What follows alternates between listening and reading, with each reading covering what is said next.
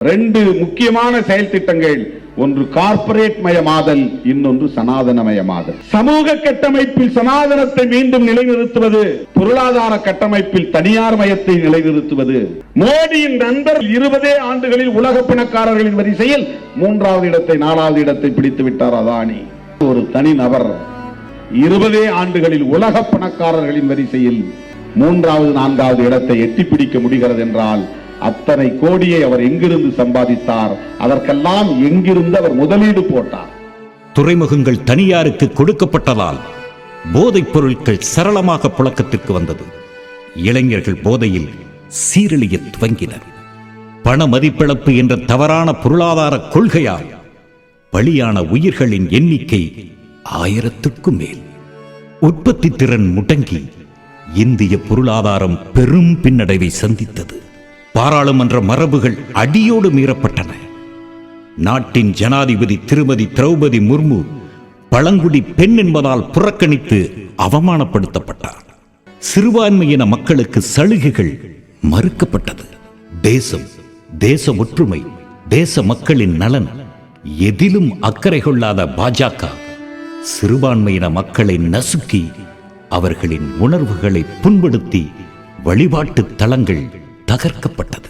குஜராத் வன்முறை வெறியாட்டம் என்பது குஜராத்தின் மாநில முதலமைச்சராக இருந்த மோடி அவர்கள், அவருடைய சகாவாக இருந்த அமித்ஷா இவர்கள் திட்டமிட்டு நடத்திய ஒரு இனப்படுகொலை. முஸ்லிம் இனப்படுகொலை.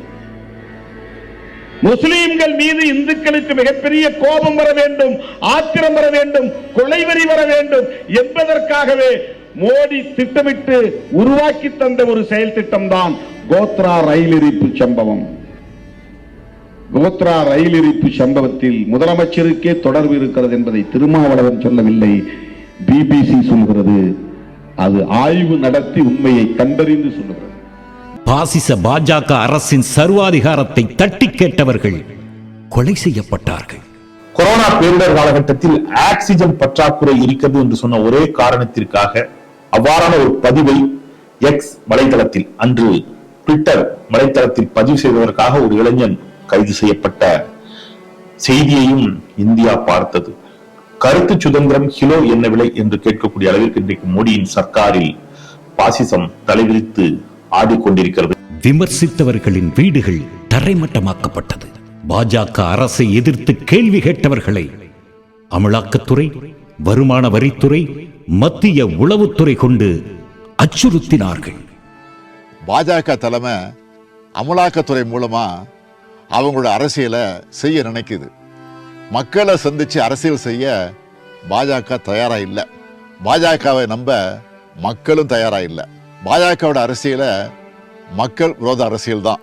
கருத்து ரீதியா, அரசியல் ரீதியா தேர்தல் களத்தில் எதிர்கொள்ள முடியாதவங்கள வருமான வரித்துறை, அமலாக்கத்துறை, சிபிஐ விசாரணை அமைப்புகளை வச்சு மிரட்டுறது பாஜகவோட பாணி. மதவெறி ஊட்டப்பட்டவர்களால் பெண்களின் பாதுகாப்பு கேள்விக்குறியாக்கப்பட்டது. சிறுபான்மை மக்களை அந்நியப்படுத்துவதற்காக சிஏஏ, என்ஆர்சி, என்பிஆர் போன்ற அவசர சட்டங்களை திணித்தார்கள். இப்படி இந்த சட்டத்தை நடைமுறைப்படுத்துகிற போது குடியுரிமை யாருக்கு வேண்டுமானாலும் பறிக்கப்படலாம். ஏற்கனவே குடியுரிமை பெற்ற இஸ்லாமியர்களே கூட நீ குடியுரிமை பெற முடியாது என்று தடுத்தால் அவர்களால் எந்த ஆதாரத்தையும் காட்டி மறுபடியும் அதை பெற்றுக் கொள்வதற்கான சூழல் இல்லை. அப்படி முஸ்லிம்கள் அச்சுறுத்தப்படுகிற போது அவர்கள் முன்னால் வைக்க போகிற துருப்புச் சீட்டு தான் கர்வாப்சி என்பது. நீ இங்கே குடியுரிமையோடு வாழ வேண்டுமானால் உன் தாய் மதமான இந்து மதத்துக்கு திரும்பிவிடு, நீ இந்துக்களாக மாறு. இது கிறிஸ்தவர்களுக்கும் எக்ஸ்டெண்ட் ஆகலாம். ஏன்னா அந்த 2 மாதத்தை தான் அவன் விதேசி மதம்ங்கிறான். நீ கிறிஸ்தவர்களாக இல்லாமல் இந்துக்களாக வந்தால் உனக்கு எல்லா பாதுகாப்பும் உண்டு. எனவே கர்வாப்சி என்கிற அந்த செயல் திட்டத்தை நடைமுறைப்படுத்துவதற்கு இவர்கள் பின்னால் இந்த என்பிஆர், என்ஆர்சி மூலம் குடியுரிமையை மறுப்பதற்கு வாய்ப்பு இருக்கிறது. அதன் மூலம் இவர்களை அச்சுறுத்த வாய்ப்பு இருக்கிறது. அந்த அச்சுறுத்தலின் மூலம் இவர்கள் அனைவரையும் தாய் மதம் திரும்புங்கள் என்று சொல்லுவதற்கும் வாய்ப்பு இருக்கிறது. பாலஸ்தீன இஸ்லாமியர்களை கொன்று குவிக்கும் இஸ்ரேலுக்கு தேடி தேடி ஆதரவு கொடுக்கும் இந்திய பிரதமர் மோடி மணிப்பூர் படுகொலைகளுக்கும் பெண்களின் நிர்வாண ஊர்வலத்திற்கும் மௌனம் காப்பது ஏன்? சிறுமி ஆசிபாவை கூட்டு பாலியல் வன்கொடுமை செய்த கயவர்களுக்கு பாஜக அரசு பாதுகாப்பு கொடுத்தது ஏன்? புதிய கல்விக் கொள்கை என்ற பெயரில் குலக்கல்வி புகுத்தப்பட்டது. ஜாதியை ஒழிப்பது, ஜாதி சார்ந்த சிக்கல்களை ஒழிப்பது அப்படின்றது ஒரு அரசினுடைய கடமை. ஒரு அரசு அப்படின்றதே for welfare of the people, மக்கள் நலனுக்காக ஒரு அரசு இருக்கணும். அப்ப இன்னைக்கு இருக்கக்கூடிய ஒன்றிய அரசு இந்த ஸ்கீமை கொண்டு வர்றதுக்கு ஒரு காரணம் சொல்றாங்கல்ல, அது என்ன ரீசன் அப்படின்னா இதுவும் அஃபிஷியல் வெப்சைட்ல இருக்கு. The aim of the scheme is to strengthen and nurture the குரு சிஷ்யா பரம்பரா.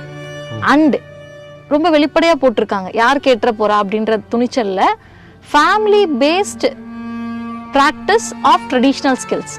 Family based practice of traditional ஸ்கில்ஸ்னா இது குலத்தொழிலை சொல்லாமல் வேற எதை சொல்லுது?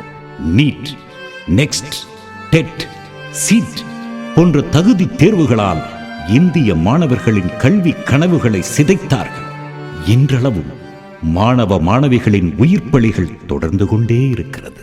தாய்நாட்டை நேசிக்கும் அன்பு உள்ளங்களே, நம் முன்னே எழுந்து நிற்கும் கேள்வி: ஜனநாயகமா, சர்வாதிகாரமா, சமத்துவமா, சனாதனமா, சுதந்திரமா, அடிமைத்தனமா, சமூக நீதியா, சமூக அநீதியா, அரசமைப்பு சட்டமா, மனுநீதி சட்டமா? நடுநிலை தவறாத சென்டர் பாயிண்ட்.